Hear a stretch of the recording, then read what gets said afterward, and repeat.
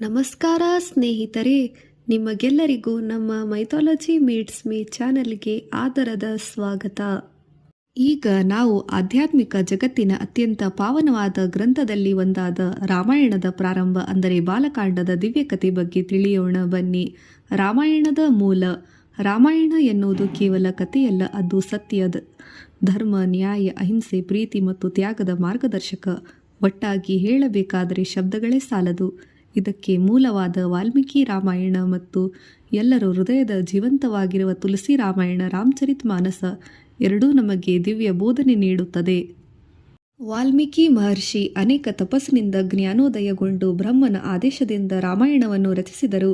ತುಳಸಿದಾಸರು ಭಕ್ತಿ ಭಾವದಿಂದ ತುಂಬಿ ರಾಮನ ಕಥೆಯನ್ನು ಪ್ರಜಾಪ್ರಿಯ ಭಾಷೆಯಿಂದ ಸಾಮಾನ್ಯ ಜನರಿಗೆ ಅರ್ಥವಾಗುವ ಭಾಷೆಯಲ್ಲಿ ಜನಪ್ರಿಯ ರೂಪದಲ್ಲಿ ಬರೆದರು. ಅದೇ ನಮ್ಮ ರಾಮಚರಿತ್ ಮಾನಸ ರೂಪದಲ್ಲಿ ರಾಮಾಯಣ ವರ್ಣಿತವಾಗಿದೆ. ವೇದಗಳಲ್ಲಿ ಹೇಳಿದೆ, ಧರ್ಮೋ ವಿಶ್ವಸ್ಯ ಧಾರಕ, ಅಂದರೆ ಧರ್ಮವೇ ಜಗತ್ತನ್ನು ಹಿಡಿದು ನಿಲ್ಲಿಸಲು ಆಧಾರಸ್ತಂಭ ಶಕ್ತಿಯಾಗಿದೆ. ರಾಮನ ಜೀವನವೇ ಆ ಧರ್ಮದ ಪರಿಪೂರ್ಣ ಸಿದ್ಧಾಂತ ರೂಪದಲ್ಲಿ ಚಿತ್ರಿತವಾಗಿದೆ. ರಾಮಾಯಣದ ಪ್ರಾರಂಭ ಬಾಲಕಾಂಡ್. ಬಾಲಕಾಂಡ್ ಅಂದರೆ ಬಾಲ್ಯದ ಅದ್ಭುತ ಲೀಲೆಗಳು. ಇದರಲ್ಲಿ ಶ್ರೀರಾಮನ ಜನ್ಮ, ವಿಶ್ವಾಮಿತ್ರ ಋಷಿಯ ಆಶೀರ್ವಾದ, ಸೀತೆಯ ಸ್ವಯಂವರ ಮತ್ತು ರಾಮಸೀತಾರ ವಿವಾಹ ಇವೆಲ್ಲವೂ ವರ್ಣಿತವಾಗಿದೆ. ತುಳಸಿದಾಸರು ಪ್ರಾರಂಭದಲ್ಲಿಯೇ ಹೇಳುತ್ತಾರೆ, ಮಂಗಲ ಭವನ ಅಮಂಗಲಹಾರಿ ದ್ರೌಸು ದಶರಥ ಅಜರ ಬಿಹಾರಿ, ಅಂದರೆ ಓ ರಾಮನೇ, ನಿನ್ನ ನೆನಪು ಸ್ಮರಣೆ ಮಾತ್ರದಿಂದ ಎಲ್ಲ ರೀತಿಯ ಕಷ್ಟ, ಅಮಂಗಲ, ಹರಣ ನಾಶವಾಗುತ್ತದೆ. ದೇವತೆಗಳ ಪ್ರಾರ್ಥನೆ ಮತ್ತು ವಿಷ್ಣುವಿನ ಅವತಾರ. ತ್ರೇತಾಯುಗದಲ್ಲಿ ಧರ್ಮ ಕ್ಷೀಣವಾಗುತ್ತಿತ್ತು. ರಾವಣನ ಅಹಂಕಾರ, ದೇವತೆಗಳ ಕಷ್ಟ, ಯಜ್ಞಗಳ ನಾಶ. ಆಗ ದೇವತೆಗಳು ಬ್ರಹ್ಮನ ಬಳಿಗೆ ಹೋಗಿ ಮೊರೆಯಿಟ್ಟರು, ಪ್ರಭು, 3 ಲೋಕಗಳು, ಭೂಲೋಕವನ್ನು ರಕ್ಷಿಸು ಎಂದು ದೇವತೆಗಳು ನಾರಾಯಣನಿಗೆ ಬ್ರಹ್ಮದೇವರು ಹೇಳಿದರು. ಬ್ರಹ್ಮನು ಹೇಳಿದರು, ಹೇ ಲಕ್ಷ್ಮೀಪತಿ ನಾರಾಯಣನೇ, ಈ ತಾಪದಿಂದ ಬಿಡುಗಡೆ ಕೊಡಲು ಸಮರ್ಥನು ನೀನೆ. ಆ ಸಮಯದಲ್ಲಿ ವಿಷ್ಣು ವಾಯು, ಅಗ್ನಿ, ಜಲ, ಗಾಳಿ, ಆಕಾಶ ಮಹಾಭೂತಗಳಿಗೆ ಸಾಕ್ಷಿಯಾಗಿ ವಚನ ನೀಡಿದರು, ನಾನು ಮನುಷ್ಯ ರೂಪದಲ್ಲಿ ಅವತರಿಸುತ್ತೇನೆ. ದಶರಥನ ಕೌಸಲ್ಯಾದೇವಿಯ ಜ್ಯೇಷ್ಠ ಪುತ್ರನಾಗಿ ಅವರ ಮನೆಗೆ ರಾಮನಾಗಿ ಅವತರಿಸುತ್ತೇನೆ ಎಂದು ಹೇಳಿದರು. ವೇದಗಳಲ್ಲಿ ಹೇಳಿದೆ, ಯದಾ ಯದಾ ಹಿ ಧರ್ಮಸ್ಯ ಗ್ಲಾನಿರ್ಭವತಿ ಭಾರತಃ. ಗೀತೆ ಈ ವಾಕ್ಯವೇ ವಿಷ್ಣುವಿನ ಅವತಾರದ ಕಾರಣ. ಧರ್ಮವು ನಶಿಸಿದಾಗ, ನಾಶವಾದಾಗ ನನ್ನ ಅವತಾರ ನಿಶ್ಚಿತ ಎಂದು ಶ್ರೀಕೃಷ್ಣನು ಅರ್ಜುನನಿಗೆ ಭಗವದ್ಗೀತೆಯಲ್ಲಿ ಹೇಳಿದ್ದಾರೆ. ದಶರಥ ಮಹಾರಾಜ ಮತ್ತು ಪುತ್ರಕಾಮೇಷ್ಟಿ ಯಜ್ಞ. ಅಯೋಧ್ಯ ರಾಜ ದಶರಥನು ಧರ್ಮನಿಷ್ಠೆ, ನ್ಯಾಯಪ್ರಿಯ ರಾಜ. ದಶ ದಿಕ್ಕುಗಳಲ್ಲಿ ಅವನ ಕೀರ್ತಿ ಪ್ರಖ್ಯಾತವಾಗಿದೆ. ಆದರೆ ದಶರಥ ಮಹಾರಾಜ ಸಂತಾನರಹಿತನಾಗಿ ದುಃಖದಲ್ಲಿದ್ದಾಗ ಅವರು ಕುಲಗುರುವಾದ ವಸಿಷ್ಠ ಋಷಿಯ ಸಲಹೆ ಮೇರೆಗೆ ಪುತ್ರಕಾಮೇಷ್ಟಿ ಯಜ್ಞವನ್ನು ನೆರವೇರಿಸಿದರು. ಯಜ್ಞದ ಹೊತ್ತಿನಲ್ಲಿ ಅಗ್ನಿಯಿಂದ ದಿವ್ಯ ಪಾಯಸ ಉಂಟಾಯಿತು. ಅದನ್ನು ರಾಜನು 3 ಪತ್ನಿಗಳಿಗೆ, ಕೌಸಲ್ಯ, ಕೈಕೇಯಿ, ಸುಮಿತ್ರಾರಿಗೆ ಸಮಾನವಾಗಿ ಹಂಚಲಾಯಿತು. ಕೆಲ ದಿನಗಳ ನಂತರ ಕೌಸಲ್ಯಾದೇವಿಗೆ ಶ್ರೀರಾಮರು ಜನಿಸಿದರು. ಕೈಕೇಯಿಗೆ ಭರತ ಎಂಬ ಪುತ್ರ ಜನಿಸಿದರು. ಸುಮಿತ್ರಾದೇವಿಗೆ ಲಕ್ಷ್ಮಣ ಮತ್ತು ಶತ್ರುಘ್ನ ಎಂಬ ಅವಳಿ ಜವಳಿ ಮಕ್ಕಳು ಜನಿಸಿದರು. ಈ ಕ್ಷಣವೇ ಬಾಲಕಾಂಡದ ಆಧ್ಯಾತ್ಮಿಕ ಸ್ಪಂದನೆ. ದೇವರು ಮಾನವ ರೂಪದಲ್ಲಿ ಬಂದ ಅದ್ಭುತ ಕ್ಷಣವಾಗಿದೆ. ಶ್ರೀರಾಮರ ಬಾಲ್ಯ ಮತ್ತು ಆಶ್ರಮ ಶಿಸ್ತಿನ ಜೀವನ. ರಾಮನು ಬಾಲ್ಯದಲ್ಲಿಯೇ ತಪಸ್ಸು, ಶಾಂತಿ, ವಿನಯ, ಧರ್ಮ ಎಲ್ಲವನ್ನೂ ಕಲಿತನು. ವಾಲ್ಮೀಕಿ ಮತ್ತು ತುಳಸಿದಾಸರು ಇಬ್ಬರು ರಾಮನ ಬಾಲ್ಯವನ್ನು ದೈವತ್ವದ ಒಂದು ಹೊಂದಿಗೆ ವರ್ಣಿಸಿದ್ದಾರೆ. ವೇದಗಳು ಹೇಳುತ್ತದೆ, ಸತ್ಯಂವದ ಧರ್ಮಂಚರ.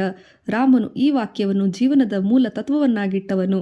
ವಿಶ್ವಾಮಿತ್ರ ಋಷಿಯು ದಶರಥನ ಬಳಿಗೆ ಬಂದು ರಾಮನು ಯಜ್ಞದ ರಕ್ಷಣೆಗಾಗಿ ಕೋರಿದರು. ದಶರಥನಿಗೆ ಹೃದಯ ಕಳವಳಗೊಂಡಿತು. ವಸಿಷ್ಠರು ಹೇಳಿದರು, ರಾಜನೇ, ನಿನ್ನ ಮಗನೇ ಧರ್ಮದ ಸ್ಥಾಪಕ, ಮರೆಯಬೇಡ, ಇವನು ಸಾಧಾರಣ ಮನುಷ್ಯನಲ್ಲ, ಭಗವಂತ ನಾರಾಯಣನ ಅವತಾರ ಎಂದು ಹೇಳಿದರು. ಅಲ್ಲಿ ರಾಮ ಒಪ್ಪಿಗೆ ಮೇರೆಗೆ ವಿಶ್ವಾಮಿತ್ರರು ಯಜ್ಞದ ರಕ್ಷಣೆಗಾಗಿ ರಾಮ, ಲಕ್ಷ್ಮಣ ಇಬ್ಬರನ್ನು ತಾಟಕಾವನದಲ್ಲಿ ಕರೆದುಕೊಂಡು ಹೋದರು. ಅಲ್ಲಿ ರಾಮ ಲಕ್ಷ್ಮಣರ ಋಷಿಯ ಜೊತೆಗೆ ತೆರಳಿ ತಾಟಕ ಮತ್ತು ಮಾರೀಚ್ ಎಂಬ ರಾಕ್ಷಸರನ್ನು ಸಂಹರಿಸಿದರು. ಇದು ಧರ್ಮದ ಮೊದಲ ವಿಜಯವಾಗಿತ್ತು. ಸೀತಾ ಸ್ವಯಂವರ. ಜನಕ ಮಹಾರಾಜನು ಸ್ವಯಂವರದ ಸ್ಪರ್ಧೆಯನ್ನು ರಚಿಸಿದ್ದ. ಆ ಸ್ಪರ್ಧೆ ಏನೆಂದರೆ ಶಿವಧನಸ್ಸನ್ನು ಎತ್ತುವುದು. ಹೀಗೆ ಯಾರು ಶಿವನ ಧನಸ್ಸನ್ನು ಎತ್ತುತ್ತಾರೋ ಅವರೇ ಸೀತೆಗೆ ಸ್ವರನಾಗಲು ಯೋಗ್ಯನೆಂದು ತಿಳಿದು ಜನಕ ಮಹಾರಾಜನು ಸ್ವಯಂವರವನ್ನು ಆಯೋಜಿಸಿ ವಿಶ್ವಾಮಿತ್ರರಿಗೂ ಆಮಂತ್ರಿಸಿದರು. ಜನಕ ಮಹಾರಾಜನ ಷರತ್ತು, ಸ್ವಯಂವರದಲ್ಲಿ ಆಯೋಜಿಸಿದ ಯಜ್ಞದಲ್ಲಿ ಶಿವಧನಸ್ಸನ್ನು ಎತ್ತುವುದು, ಸೀತೆಯ ವಿವಾಹ ಅವರೊಂದಿಗೆ ಆಗುವುದೆಂದು ಷರತ್ತಾಗಿತ್ತು.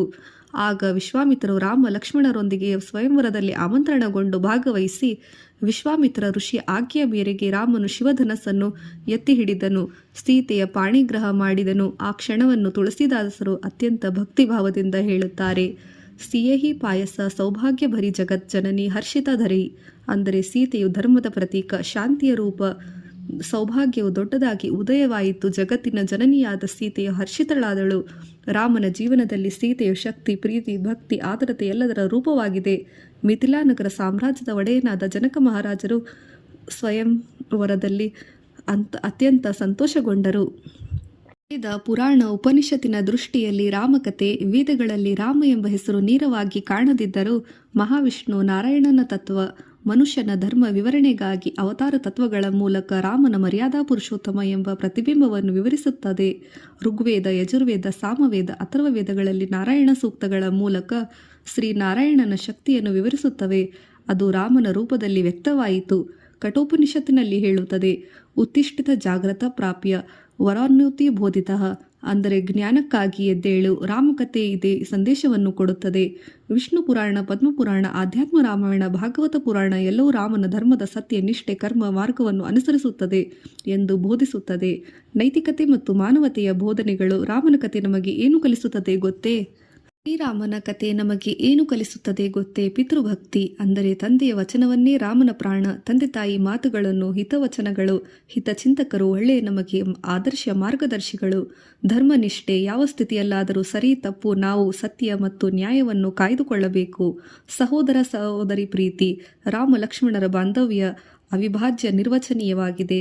ಭಕ್ತಿ ಮತ್ತು ಶ್ರದ್ಧೆ, ರಾಮನ ಕಥೆಗಳಲ್ಲಿ ಬರುವ ಶಬರಿ ಕಥೆ ಮತ್ತು ಜಟಾಯು ಪಕ್ಷಿಯ ಕಥೆ, ಹಡಗುಗಾರ ಕೇವಟ ಇವುಗಳೇ ಉದಾಹರಣವಾಗಿದೆ. ಹೀಗೆ ಇವರು ದೈವಿಕ ಭಕ್ತಿಗೆ ಸಾಕ್ಷಿಯಾಗಿ ಶಬರಿ ಮತ್ತು ಕೇವಟ ಮಹಿಳೆಯರ ಗೌರವ, ಸೀತೆಯ ಸನ್ನಿಧಿಯಲ್ಲಿ ಶುದ್ಧಿಯ ಚಿಹ್ನೆ ಹಾಗೂ ರಾವಣ ವಾಲಿಯ ನಾಶ. ರಾಮಾಯಣವು ಕೇವಲ ಕಥೆಯಲ್ಲ, ಅದು ನಮ್ಮೆಲ್ಲರಿಗೂ ನೈತಿಕ ಜೀವನದ ಸಂದೇಶವಾಗಿದೆ. ಸಾಂಸ್ಕೃತಿಕ ಮತ್ತು ಆಧ್ಯಾತ್ಮಿಕ ಪರಿಣಾಮ. ಇಂದಿಗೂ ಭಾರತದ ಸಂಸ್ಕೃತಿಯಲ್ಲಿ ರಾಮನ ಕಥೆಯು ಜೀವಂತವಾಗಿದೆ. ಭಾರತದಲ್ಲಿ ಪ್ರತಿ ಹಬ್ಬ, ನೃತ್ಯ, ನಾಟಕ, ಸಂಗೀತ, ಸಾಹಿತ್ಯ, ಸಾಂಸ್ಕೃತಿಕ ಕಾರ್ಯಕ್ರಮಗಳಲ್ಲಿ, ಯಾತ್ರೆಗಳಲ್ಲಿ ರಾಮನ ಕಥೆಗಳು ಪ್ರತಿಧ್ವನಿಸುತ್ತದೆ. ರಾಮನಾಮದ ಮಹಿಮೆ, ರಾಮನವಮಿ, ರಾಮಲೀಲಾ ಮಹೋತ್ಸವ, ರಾಮಮಂದಿರ ಅಯೋಧ್ಯೆಯಲ್ಲಿ ಅನೇಕ ಯಾತ್ರೆಗಳು ಸಾಕ್ಷಿಯಾಗಿದೆ. ಇವೆಲ್ಲವುಗಳ ಧರ್ಮ ಮತ್ತು ಶಾಂತಿಯ ಬೋಧನೆ ನೀಡುತ್ತವೆ. ವೇದಗಳಲ್ಲಿ ಹೇಳಿದಂತೆ ಶಾಂತಂ ಪಾದಮಾಚರಂ ರಾಮೋ ಯದಾ, ರಾಮನಂತೆ ಧರ್ಮ ಮಾರ್ಗದಲ್ಲಿ ನಡೆಯುವುದು ಅಂದರೆ ನಮ್ಮೆಲ್ಲರ ಜೀವನದಲ್ಲಿ ಧರ್ಮದ ದಾರಿಯನ್ನು ನಿರ್ಮಿಸುವುದು. ಸಮಾಪ್ತಿ. ಬಾಲಕಾಂಡದ ಅಂತ್ಯ ರಾಮ ಸೀತಾ ವಿವಾಹದಿಂದ ಸಂಪೂರ್ಣಗೊಳ್ಳುತ್ತದೆ. ಅಂದರೆ ಇದು ಕೇವಲ ಕಥೆಯ ಪ್ರಾರಂಭ ಭಾಗವಾಗಿದೆ. ಇದರಿಂದಲೇ ರಾಮಾಯಣದ ಧಾರ್ಮಿಕ ಯಾತ್ರೆ ಶುರುವಾಗುತ್ತದೆ. ಅದು ಮನಸ್ಸಿನ ಶುದ್ಧೀಕರಣದ ಪ್ರಯಾಣವಾಗಿದೆ. ಧರ್ಮ, ಸತ್ಯ, ಸ್ನೇಹ, ಪ್ರೀತಿ, ತ್ಯಾಗ, ಭಕ್ತಿ, ಜ್ಞಾನ ನೀಡುವ ರಾಮನ ಕಥೆ ಕೇಳಿದವರು ಮಹಾಪುಣ್ಯದ ರಾಶಿಯನ್ನು ಸಂಪಾದಿಸುತ್ತಾರೆ ಎಂದು ತುಳಸಿದಾಸರು ಹೇಳುತ್ತಾರೆ. ರಾಮಕಥಾ ಸುಂದರ ಕರಿದೀನ, ಸುಖ ಸಂಪತ್ತಿ ವೃದ್ಧಿ ಕಹಿ ನೀನೆ. ಅಂದರೆ ರಾಮನ ಕಥೆ ಕೇಳಿದವರಿಗೆ ಸುಖ ಸಮೃದ್ಧಿಯಲ್ಲಿ ವೃದ್ಧಿ, ಅನಂತ ಪುಣ್ಯದ ಫಲ ದೊರೆಯುತ್ತದೆ. ಧನ್ಯವಾದಗಳು. ಜೈ ಸೀತಾರಾಮ್.